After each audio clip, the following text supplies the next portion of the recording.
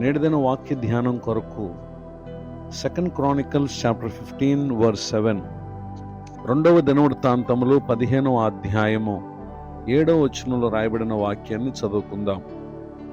కాగా మీరు బలహీనులు కాక ధైర్యం వహించుడి, మీ కార్యము సఫలమగును.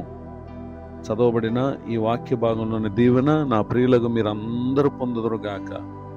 వాక్య ధ్యానం కొరకై ప్రార్థన. ప్రేమ కలిగిన మా తండ్రి, మీ వందనాలు.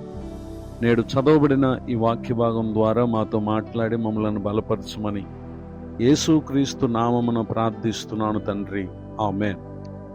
చదవబడిన ఈ వాక్య భాగంలో ప్రభువారు తన ప్రజలతో ఆయన సెలవిస్తున్నటువంటి మాట ఏంటంటే, మీరు బలహీనులు కాక ధైర్యం వహించండి, మీ కార్యము సఫలమగును.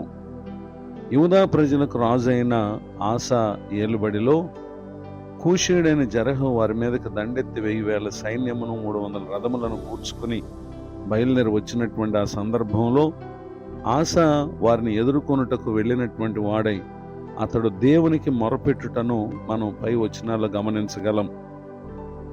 విస్తారమైన సైన్యం చేతిలో ఓడిపోకుండా బలమలేని వారికి సహాయం చేయుటకు నీకన్నా ఎవరు లేరు, మా దేవా మాకు సహాయం చేయము, నిన్నే నమ్ముకొని ఉన్నాము, నీ నామమును బట్టి ఈ సైన్యం ఎదిరించుటకు బయలుదేరి ఉన్నాము, యెహోవా నీవే మా దేవుడవు, నరమాత్తులు నీ పైన జయమొందనీయకము అని అతడు ప్రభు సన్నిధిలో ప్రార్థన చేయగా, ప్రార్థన ఆలకించినటువంటి దేవుడు వారిని ఎడల ఆయన గొప్ప మేలు చేయుటకై వారి మీదకి వచ్చినటువంటి ఆ శత్రువులను ఆయన వారిని మొత్తినందున వారు అక్కడి నుండి పారిపోయారు. ఎంత ఆశ్చర్యం! ఈ మాటలు వింటున్నటువంటి నా ప్రియ సహోదరి సహోదరులు, భూమి మీద మనము ఎంతవరకు చేయవలెనో అంత జ్ఞానాన్ని ప్రభు మనకిచ్చారు. మనకంటే మించిన జ్ఞానం కలిగినటువంటి వారు చేయగలిగినటువంటి సహాయం ఏదైతే ఉందో వారి సహాయాన్ని పొందటకు కూడా దేవుడు మనకు సహాయం చేస్తారు. అంతకు మించినటువంటి పరిస్థితులు మనకు వచ్చినప్పుడు మనం ఎంతమాత్రం కృంగిపోనక్కర్లేదు. మనల్ని కలుగు చేసినటువంటి దేవుడున్నారు. ఆయనకు మనం ప్రార్థన చేసినప్పుడు ఆశ్చర్యకరమైనటువంటి సహాయాన్ని ఆయన అనుగ్రహిస్తారు. అట్టి గొప్ప సహాయము చేసినటువంటి దేవుడు అజర్యా అనేటటువంటి వ్యక్తి ద్వారా ఆయన ఆసాతో మాట్లాడుతూ అంటున్నారు, ఆసా, యోధా వారులారా, బెన్యామీనులారా, మీరు అందరి నా మాట వినండి. మీరు యెహోవా పక్షపు వారైన ఎడల ఆయన మీ పక్షమున ఉండును. మీరు ఆయన యొద్ద విచారణ చేసిన ఎడల ఆయన మీకు ప్రత్యక్షమగును. మీరు ఆయనను విసర్జించిన ఎడల ఆయన మిమ్మల్ని విసర్జించును అనేటటువంటి ఒక ప్రాముఖ్యమైన హెచ్చరికను ఇక్కడ తెలియపరచడం మనం గమనించగలం. నిజమే, కష్టం వచ్చినప్పుడు ప్రభువుని కలిగి అన్ని పరిస్థితులు బాగున్నప్పుడు ప్రభువును విసర్జించే జీవితం అది మనకి ఎంతమాత్రం కూడా సంతోషదాయకం కాదు. అందుకని మనము ప్రభు పక్షంగా ఎల్లప్పుడూ మనం ఉండాలి. ప్రభువుతో మన జీవితము ఎల్లప్పుడూ సహవాసం కలిగి ఉండాలి.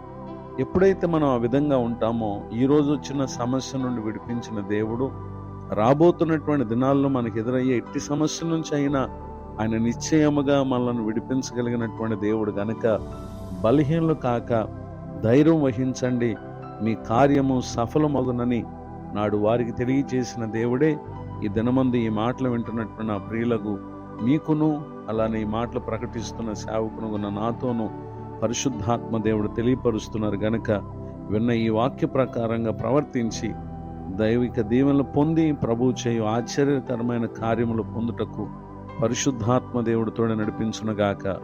ఆమేన్. ప్రార్థన. ప్రేమ కలిగిన మా తండ్రి, మీ వందనాలు. నేడు విన్న ఈ మాటల ద్వారా మమ్మల్ని మీరు బలపరిచినందుకు స్తోత్రం.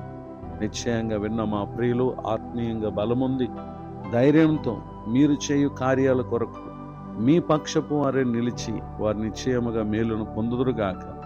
దైవజనులను, వారి కుటుంబాన్ని, సేవా పరిచయం దీవించండి. కృంగిన వారిని, దుఃఖితులను, వేదనలో ఉన్న వారిని ఆదరించండి. నేడు పెళ్లి రోజు మరి పుట్టినరోజు జరుపుకుంటున్న ప్రియులను కూడా మీరు దర్శించండి. కృపాక్షేమములతో నింపి నడిపించమని యేసుక్రీస్తు నామములో ప్రార్థిస్తున్నాను తండ్రి, ఆమేన్. తండ్రి, కుమార, పరిశుద్ధాత్మ దేవుడు కూడా నడిపించునుగాక. ఆమేన్.